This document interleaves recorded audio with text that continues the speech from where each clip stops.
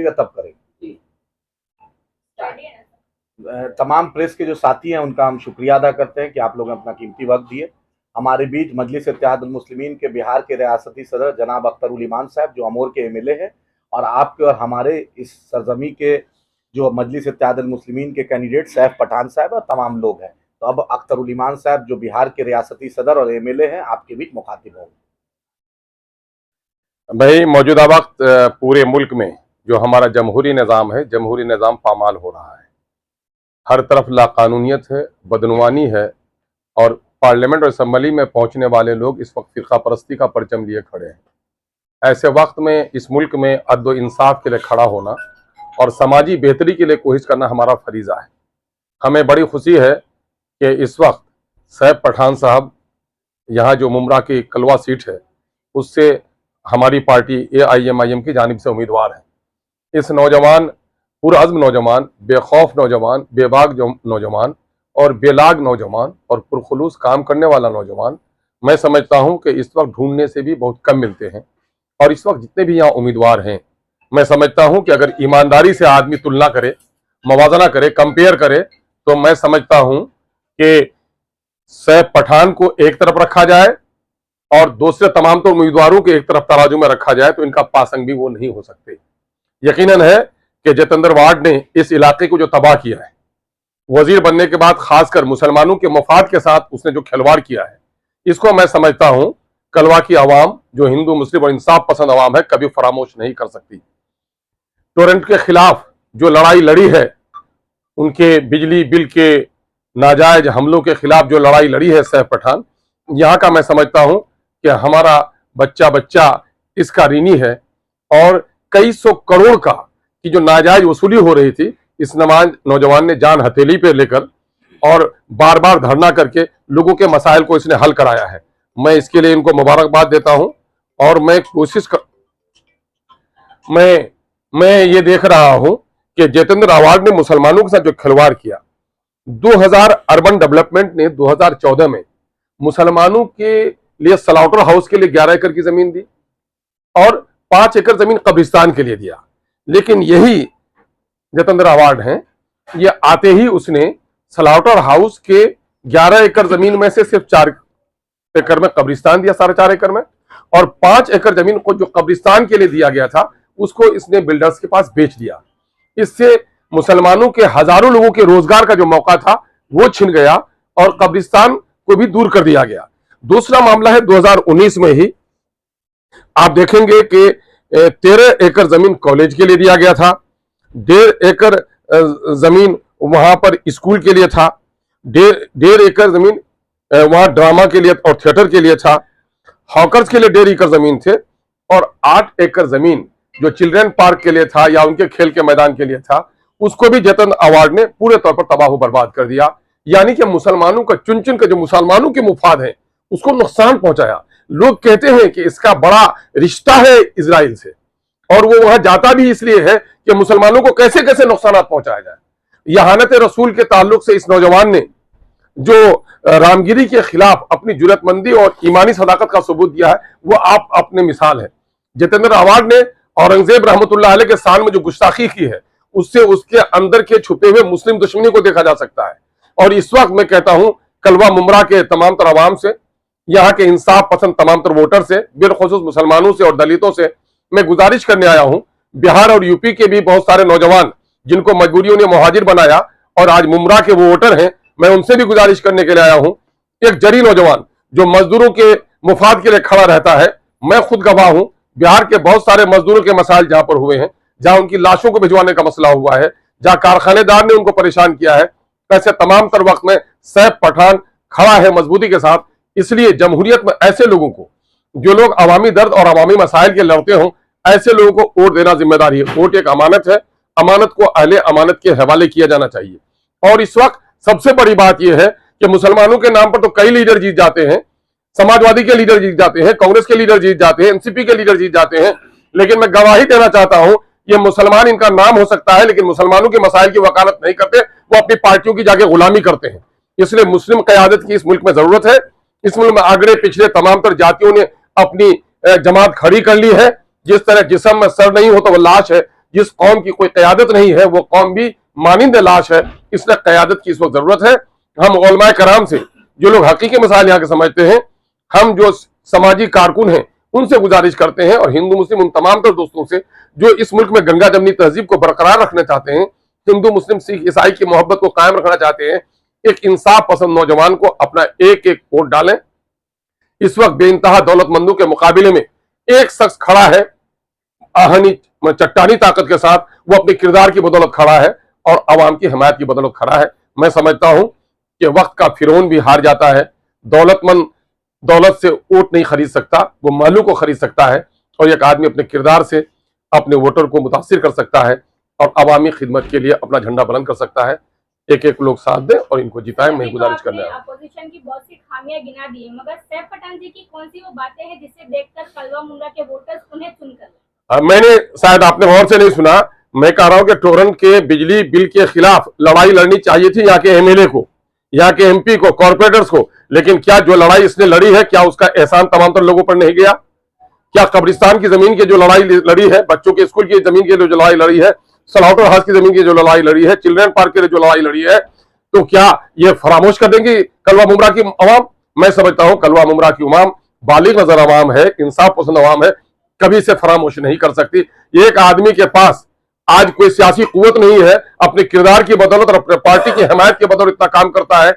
कल वो आदमी असेंबली में जाएगा तो इससे कई गुना ज्यादा कलवा मुमरा के पसमानदगी को हल करने, यहाँ के पानी बिजली के मसाइल को हल करने, तालीमी मसाइल को हल करने, कब्रिस्तान के मसाइल को हल करने और अवामी मसाइल को हल करने के लिए जरूर वो काम करेगा, हम ये उम्मीद रखते हैं। सर, मुस्लिम क़यादत की जहाँ भी बात आती है और हम देख रहे हैं कि जो अपने आप को सेक्युलर पार्टियां बोलती है उनका हमेशा से क्या होता है, वोट कटिंग पॉलिटिक्स, वोट काटने की पॉलिटिक्स। क्या इसको लेकर क्या कहेंगे और किस तरह से आवाम के सामने इस बात? नहीं, मोहतरमा के सवाल का मैं जवाब दे ही रहा था कि आप अवामी मसाइल के लिए मुमरा में पार्किंग का मसला नहीं था, रेल में एक्सीलेटर का मसला नहीं था। आप गवाही दीजिए खुद, आप यहाँ के नुमाइंदे हैं अखबारी, तो बताइए कि इस नौजवान ने लड़ाई लड़ी कि नहीं? वो सारी लड़ाई जो एमएलए को लड़नी चाहिए और उस वक्त एक नौजवान लड़ रहा है तो उसको मुबारकबाद देना चाहिए। जहां तक वोट काटने की बात कहते हैं, वोट काटने की बात उन लोगों को कहिए, नाअहल लोगों को कहिए जो लोग वोट लेके जाते हैं और हमारे वोट को बर्बाद करते हैं। हम वोट को संभालना चाहते हैं और वोट की कीमत लोगों को सही तौर पर मिले, हम वो अदा करना चाहते हैं। और हम इस वक्त बैरिस्टर असदुद्दीन अवैसी की पूरी जिंदगी देख लीजिए, उनके असेंबली और पार्लियामेंट के अंदर में उनके पार्टी की कारकर्दगी देख लीजिए, अपोजिशन की पूरी जिम्मेदारी को अगर जिम्मेदारी के साथ कोई अदा कर रहा है, एनआरसी का मसला हो, मॉब लिंचिंग के मसाइल हो, बुलडोजर का मसला हो, आज अगर जितनी तवानाई के साथ बैरिस्टर असदुद्दीन अवैसी उठा रहे हैं, चाइना के जरिए से हिंदुस्तान की जमीन पर कब्जा करने का मसला हो, हुकूमत की गलत पॉलिसियां हो, अगर बढ़ चढ़ कर कोई सीना तान कर बोलता है तो उसका नाम बैरिस्टर असदुद्दीन अवैसी है। हम वोट बंटवाने के लिए नहीं आए हैं, बल्कि इस मुल्क में अकलियतों और दलितों को जो उनकी खोई हुई क़यादत है वो क़यादत हमको देना चाहते हैं, इसलिए हम क़यादत को खड़ी करने की बात कर रहे हैं। एक सवाल मेरा रहेगा, आज मौलाना सज्जाद नुमानी साहब ने 2 बजे एक प्रेस कॉन्फ्रेंस की है, उन्होंने 141 कैंडिडेट को या 121 कैंडिडेट को खुल्लम खुल्ला समर्थन दिया नाम के साथ, बाकायदा उन्होंने लाइव बोला है और उसमें से निचली जात के कैंडिडेट को ज्यादा सपोर्ट किया और उसमें 23 मुस्लिम उम्मीदवार का भी नाम लिया है। तो आपको क्या लगता है उन 23 उम्मीदवार में आपकी पार्टी के लोगों का भी नाम होगा? मैं समझता हूं कि खलील सज्जाद नौमानी साहब दामद बरकातुहुम एक बड़े आलिम दीन है और अल्लाह का शुक्र है कि और हम असर आलिमों के दरमियान में उनको अल्लाह तबारक तआला ने सियासी बसीरत भी अता की है और समाजी मसाइल में, दलितों के मसाइल में बढ़ चढ़ कर काम करते हैं। अगर उनका बयान आया, मैं तो बयान देखा नहीं, लेकिन मैं समझता हूं कि उनके बयान गैर मुनसिफाना नहीं होना चाहिए। MIM जो कुछ काम कर रही है यहाँ पर, सैफ पठान जो काम कर रहे हैं, इम्तियाज जलील जो काम कर रहे हैं, जो काम हमारे वारिस पठान कर रहे हैं, यकसर इसे कोई फरामोश नहीं कर सकता। अगर कोई इस वक्त MIM के खिदमात को फरामोश करता है तो मैं समझता हूँ यह तकाज़ा इंसाफ नहीं होगा और हम हजरत मौलाना खलील सज्जाद नौमानी साहब दामद बरकातुहुम से ऐसी तवक्को नहीं रखते। आप कह रहे हो कि मौलाना सज्जाद नौमानी के इस बयान पे हम तवक्को नहीं रखते, मगर आज जो हालात चल रहे हैं उस पर उन्होंने इसी को लेकर उन्होंने कहा कि महाविकास अघाड़ी की जो भी कैंडिडेट है उनको समर्थन करना चाहिए। हालात अभी खराब हैं। आज़ादी के बाद से लेकर इस वक्त मुसलमानों को भुगतना पड़ा है, बेशुमार फिरका वाराना फसाद हुए, नौजवानों की गर्दनें काटी गई, मुसलमानों के कारखाने उजाड़े गए, मसाजिद तोड़ी गई, मुसलमानों के शरीयत पर हमले हुए रोज बरोज। और उसकी बड़ी वजह यह है कि हमने जिसको मसीहा समझा है वो मसीहागिरी का काम नहीं करते हैं, क्योंकि अमली सियासत में हम रहते हैं। हम पार्लियामेंट और असेंबली के दरमियान में देखते हैं कि जिन पार्टियों को लोग समझ रहे हैं कि वो हमारी मसीहागिरी करेंगे, आप देख लीजिए समाजवादी के लोग, ये अखिलेश सिंह हैं, यादव हैं, मुजफ्फरनगर में तकरीबन 50,000 लोग कई माह तक कैंप में रहे और बहुत ही अफसोस, दिक्कत और बहुत ही गम के साथ कहना पड़ रहा है कि वहां मुस्लिम बेटियों के साथ जो जुल्म और ज्यादती हुई, नौजवानों के साथ जो जुल्म ज्यादती हुई है, वो ऐसी शर्मनाक नजीर नहीं मिलती। और जबान नहीं खुली इन लोगों की, कभी खबरगिरी करने के लिए नहीं गए।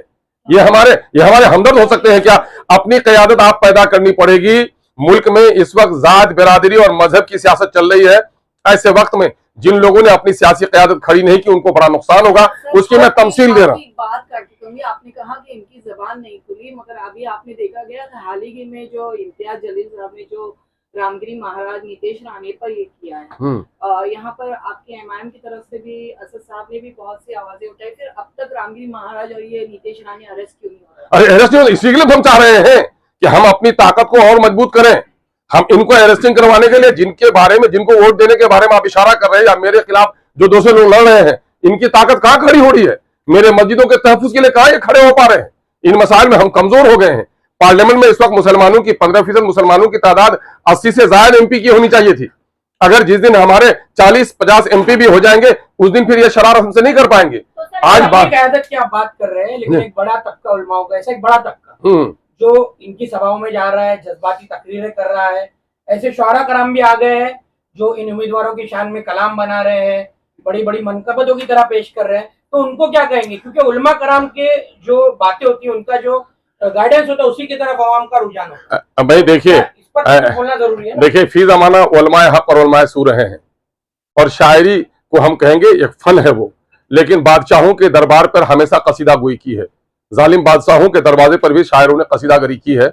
मैं उन पर कोई तबसरा नहीं करूंगा। शायरी से और बयानात से मसले का हल नहीं हो सकता है। ये कुल्लियतन पॉलिटिकल प्रोसेस है।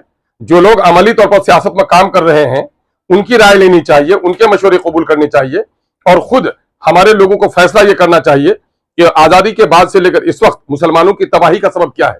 मुसलमानों की मस्जिदें आज आलीशान बन गई हैं, मदारिस आलीशान बन गए हैं, उलमा शहीद किए गए थे, उससे कई गुना ज्यादा उलमा हो गए हैं।